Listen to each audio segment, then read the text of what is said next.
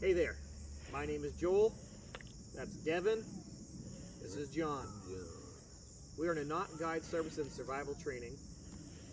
We are a non-profit based in central Maine. It's beautiful here all the time for the most part. Home of the Duraga Rangers, which is our kids survival program that we've launched. We're also the hosts of the upcoming podcast and video series that we're just working on now called The Hungry Prepper.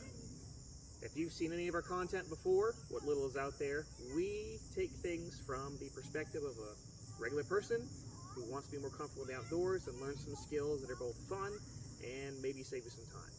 So tonight, it's the end of the night, we've had a really good day with our kids class, and there's two things we want to show you to kind of get your brain thinking about how you can utilize some of the things around your home to be more comfortable in the outdoors.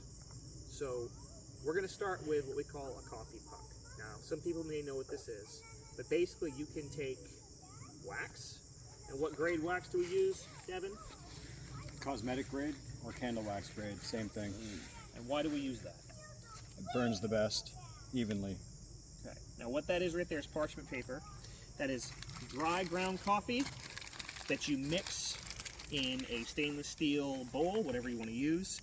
You pour it in and keep stirring it until you get basically what I call a brownie type of batter almost, where it's kind of dry, a little bit wet, and of course the wax will cool down and harden. You then can put it into a tin to form it, and then you take it and you put it in parchment paper. You could use wax paper, parchment paper. So the great thing about this, most people know that coffee smells good, tastes good, but that will burn, the smoke will go up in the air, and a lot of bugs actually don't like it. It's a good deterrent. We don't mind it as people, it smells great, but the bugs don't like that. This is something that it's a one-time use, meaning once you light it, it's going to just burn, and you let it go until it's done. John, do you want to light that for us? Yeah. Right there, and light it from the, there we go, a couple different places. Try letting it down near the grounds as well. Yeah, there's Get no the corner lit as well. little thing right There, there. and go down a little bit more too, just to expedite this going. Yeah. Now you can of course unwind the top so it will burn a little bit faster. A lot of people leave it like this because they want to get kind of a core. So get right down to the grounds on top, buddy, and light it. So right down, yeah, down even more below that. There we go. There we go. Now, you don't have to light it this much. We're just doing it because we know you don't want to sit here watching this slowly go around doing its thing. Now, one side is already started. If she comes around this side, you can actually see that it's down to some of the grounds right now. The smoke will change color a little bit as it comes down. Mind you, this is not a torch, this is not a candle, this is for smoke purposes. Right. Or smudging is what some people may call it now. We were testing a couple different designs last night. We came back, we had one here in the fire pit, and the whole property had that smell. I pulled in the yard and actually thought maybe there's something wrong with my truck for some reason. I completely forgotten that the smell was so strong out here, and it does work really well.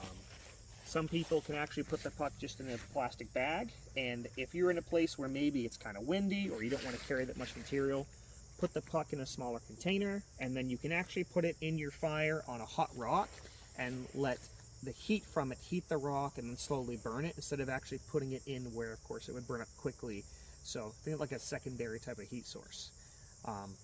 Now the good thing about that, the wax is reusable, so most people who make candles know once it melts you can actually scrape it up and use it again. So this is something you do around your home outside. Use it until really it decides it doesn't want to work like wax anymore. So now it's going to slowly smoke and burn. Now you can put a wick in it. We actually tried that method and it works really well. I would recommend having a little more wax versus coffee for that, but it will work and burn for anywhere from an hour to 2 hours depending on the size of the puck. So while that is doing its thing and slowly working, we're going to show one that is a little popular. People really like this. If you're into fireworks or any of those type of things, this is using basically chemical reaction to start a fire. Now, always do this in a safe outdoor environment. Make sure you're not in an enclosed space. Obviously, chemical smoke and fumes can be dangerous. One of the things people have seen online is if you see fireworks go off, of course there's a big flash. When you start a fire, sometimes you really need to focus on time and speed, which is if you're in a moment where it's really cold or it's wet, you have one shot to make this work. Sometimes you can think outside the box. So what we have here is potassium permanganate. You can get this online. It does have all the safety warnings. Make sure you read them. And then we have propylene glycol. Glycol being the part here. Now, glycol is in a lot of different products. It's not just in this. This is food grade. You can look up what it does. There's a million uses.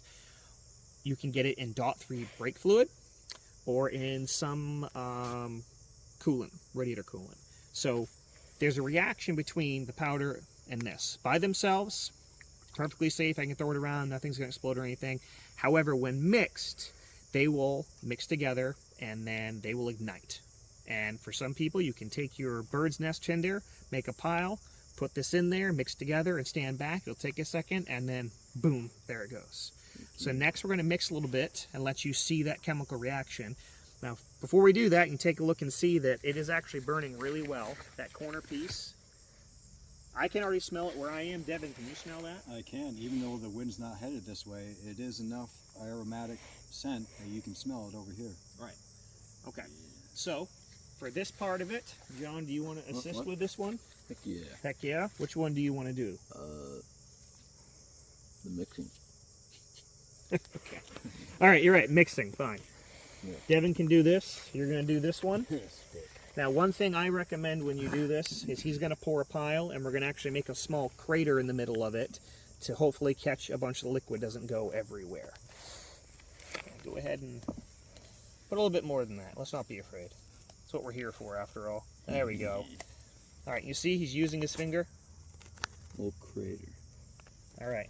Now, John, you're going to pour into that crater. All right. There, now just step back. We'll pull both the bottles away from it. Now, you can stir it if you want to. There's nothing wrong with stirring it a bit and trying to help it mix up. And there, you can see the smoke coming out. And this is where you step back. And here we go. You can hear it. Boom.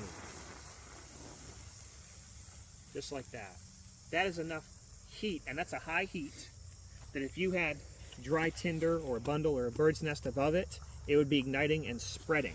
It's also still hot. I can see it's actually still, its core is still hot. So this works actually really well if that's what you want to carry as like an emergency kit. A lot of people go and purchase the glass vials with screw tops, and they even seal them with wax sometimes. And that is their two things they keep separate, but they know in a pinch they can mix them together. So that's a pretty cool thing you can do. It's perfectly safe. Again, stay away from the smoke. Don't breathe it in. One last look at the puck over there, and you can see it is burning really well. So as you can see, this is taking off really well. Not only is it going from the side, it's going into the middle.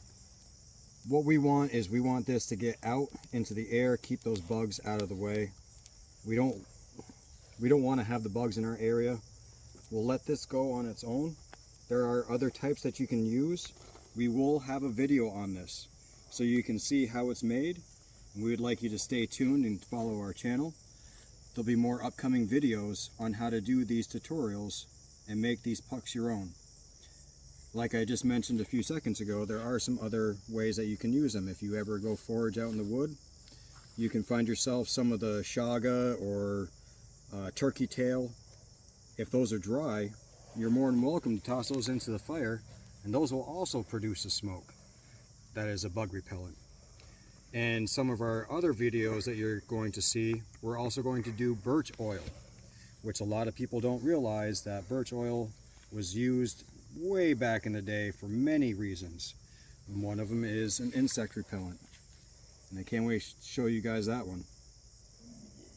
If you want to hear more from John or see John, give us a thumbs up, a like, and let us know. We love putting John out there, testing his skills, and seeing how well he does when John says he knows things, but sometimes John doesn't entirely know things. Yeah. It's a learning thing. So we hope you enjoyed this quick video. We're going to get this pushed online. Any of the products we use, if people want to see us put a link up for it or explain it in detail, we're happy to do that. If you see something online, you say, that might be nice, or you think it's crap, maybe those guys can test it. If you want to buy it yourself and you want to see us put it to test, we're happy to do so. We are honest. If you send us stuff, if you're an outdoor company, say, hey, I want to see those guys talk about my stuff. Just because you send it doesn't mean we're going to lie for you. We are brutally honest. If it's not something we think is worth carrying, we will say it's not worth carrying, but we're going to explain why. And we'll tell you, and we'll show you the stuff that we carry with us. You don't have to have a lot, you just have to have the right stuff. And for some people, that varies. So, from here in Maine, it's been a great evening. We've got some packing up to do. Thank you for joining us tonight on this quick video. We hope to see you soon. See you next time.